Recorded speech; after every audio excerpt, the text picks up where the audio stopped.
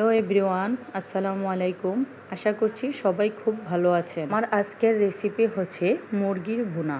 এই রান্নাটা আমি করব দেশি মুরগি দিয়ে। আমি একটি কড়াই দিব, কড়াইতে কিছু সংখ্যক তেল দিব, তারপর দিয়ে দেব কিছু পেঁয়াজ কুচি। এখন আমি দিয়ে দেব কিছু কাঁচামরিচ। এগুলো ভালোভাবে নেড়ে চেড়ে একটু ভেজে নেব। পেঁয়াজটা ভালোভাবে নেড়ে চেড়ে নেওয়ার পর যখন বাদামি রঙের হয়ে আসবে তখন আমি এক এক করে মশলা দিয়ে দেব।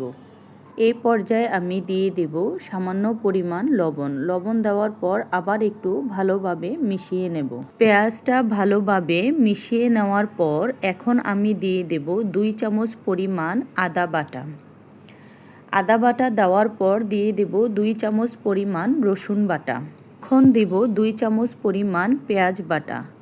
সবগুলো উপকরণ আমি একসাথে ভালোভাবে মিশিয়ে নেব। ভালোভাবে মশলাগুলো মেশানোর পর এখন আমি দিয়ে দেব 2 চামচ পরিমাণ ধনিয়ার গুঁড়া, তারপর দিয়ে দেব 2 চামচ পরিমাণ জিরার গুঁড়া। এখন আমি দিয়ে দেব 1 চামচ পরিমাণ রাঁধুনি। আপনারা কারা রাঁধুনি খেতে পছন্দ করেন আমাকে কমেন্ট করে জানাবেন। এখন আমি দিয়ে দেব সামান্য পরিমাণ হলুদ গুঁড়া। এ পর্যায়ে আমি দিয়ে দেব মরিচের গুঁড়া। মরিচের গুঁড়ার পরিমাণটা আমি একটু বেশিই দেব, কারণ আমি ঝাল খেতে পছন্দ করি। এখন সবগুলো মশলা ভালোভাবে নেড়ে চেড়ে কষিয়ে নেব। এখন আমি দিয়ে দেব একটি টমেটো কুচি।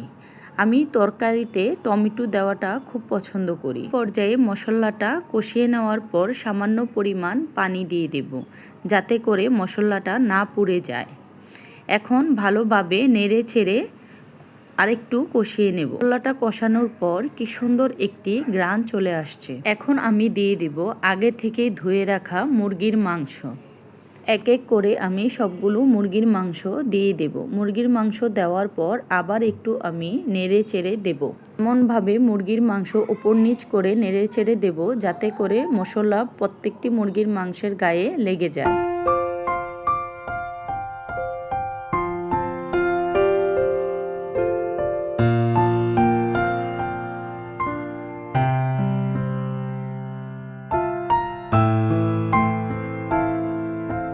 এখন এই পর্যায়ে আমি অ্যাড করে দেব গরম মশলা, এলাচ, দারচিনি, তেজপাতা। সবগুলো উপকরণ আবার একটু ভালোভাবে কষিয়ে নেব। আজকে আমি এই রান্নাটা খুব কম আছে বেশ সময় নিয়ে রান্না করব, তাতে করে সবগুলো মশলা মাংসের ভিতরে ঢুকবে।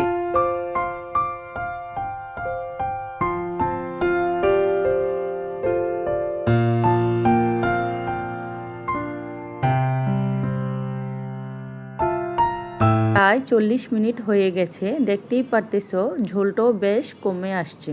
সবাই ভালো থেকো, আল্লাহ হাফেজ।